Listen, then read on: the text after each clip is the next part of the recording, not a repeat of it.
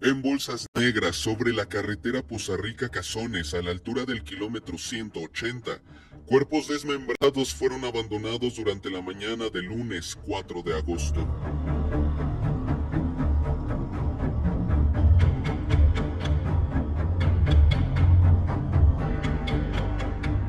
Exactamente donde se ubica el puente El Caracol, los restos humanos aparecieron con notables huellas de violencia. Brazos, piernas, torsos, manos y cabezas estaban regados sobre el pavimento. Cerca del lugar, en el entronque con la carretera Totomoxtle-Tihuatlán, en el municipio de Papantla, también fue dejada una lona con un narcomensaje donde amenazan a otros grupos criminales que presuntamente operan en la zona, como el Cártel Jalisco Nueva Generación. Dicho mensaje está firmado por el Cártel Mafia Veracruzana. Ahí muestran las placas de algunos vehículos que estarían utilizando algunos miembros de estos grupos de la delincuencia organizada. La Fiscalía del Estado de Veracruz simplemente se limitó a publicar un tuit que decía: la Fiscalía inicia carpeta de investigación por hallazgo de elementos anatómicos humanos en Papantla. En un segundo mensaje, apenas y detalló que la Dirección General de Servicios Periciales ya se encuentra realizando las pruebas forenses correspondientes. De acuerdo con medios locales, este hallazgo ha causado alarma entre habitantes de Papantla y comunidades vecinas, pues nuevamente queda en tela de juicio la seguridad en las carreteras del norte de Veracruz. Pero esto es solo un ejemplo de la ingobernabilidad que se vive en el estado. 2 días antes de que aparecieran los cuerpos en plena autopista, el 2 de agosto hubo un motín en el penal de Tuxpan, Veracruz, que duró 12 horas.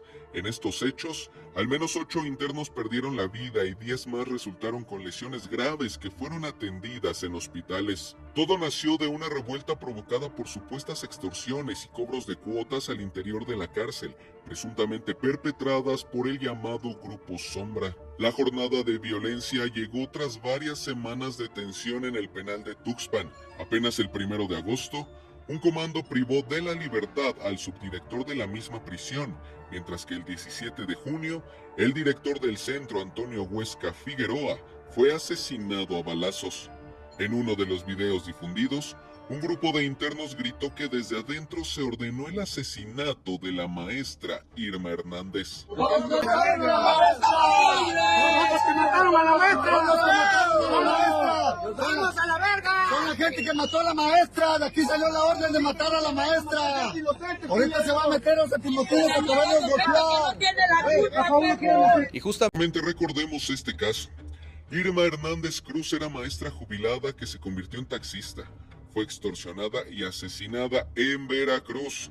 Desapareció el 18 de julio. En ese lapso, se viralizó un video en el que aparece esposada, arrodillada, con una decena de hombres armados y encapuchados, pidiendo a sus compañeros taxistas que paguen su cuota. 6 días después, fue encontrada sin vida. ¿Y cuál fue la respuesta de la gobernadora de Veracruz, Rocío Nale? Que fue por un infarto. Nada que ver con la violencia ejercida contra la maestra. La maestra fue violentada. Después, eso lo dije, fue violentada. Después de ser violentada, desgraciadamente, padeció un infarto. Esa fue la realidad. Les guste o no les guste, si hacen escándalo o no, yo tengo que informar. En este caso surgió otra polémica, pues José Eduardo Márquez Nava, el médico que presentó Rocío Nale como legista y forense, pues no lo es. En el portal de la Secretaría de Educación Pública, dentro del apartado de cédulas profesionales, Márquez Nava únicamente está registrado como médico cirujano y laboratorista químico, pero no como legista. Con los datos que obtuvimos en el análisis externo, pudimos divisar múltiples lesiones en diferentes partes del cuerpo. Y en el análisis interno pudimos observar que con la apertura de las cavidades, las lesiones y alteraciones se centraban en el corazón. ¿Y qué decir de otros delitos como el huachicol?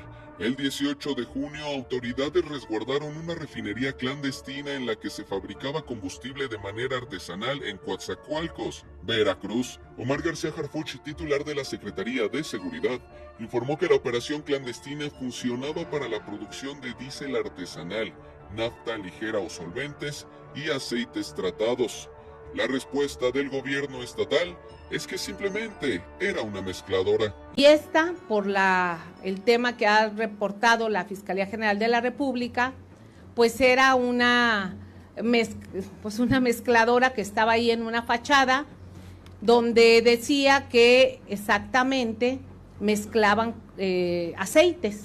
Pero esto no queda aquí, pues de acuerdo con Proceso, Eduardo León Trawitz, ex subdirector de Salvaguardia Estratégica de Pemex, asegura que entregó a la gobernadora de Veracruz, Rocío Nale, cuando era secretaria de Energía con el presidente Andrés Manuel López Obrador, una carpeta con más de 300 hojas, gráficas, ubicaciones y nombres sobre el robo de hidrocarburo. Pese a ello, el saqueo de combustibles aumentó. Les guste o no les guste.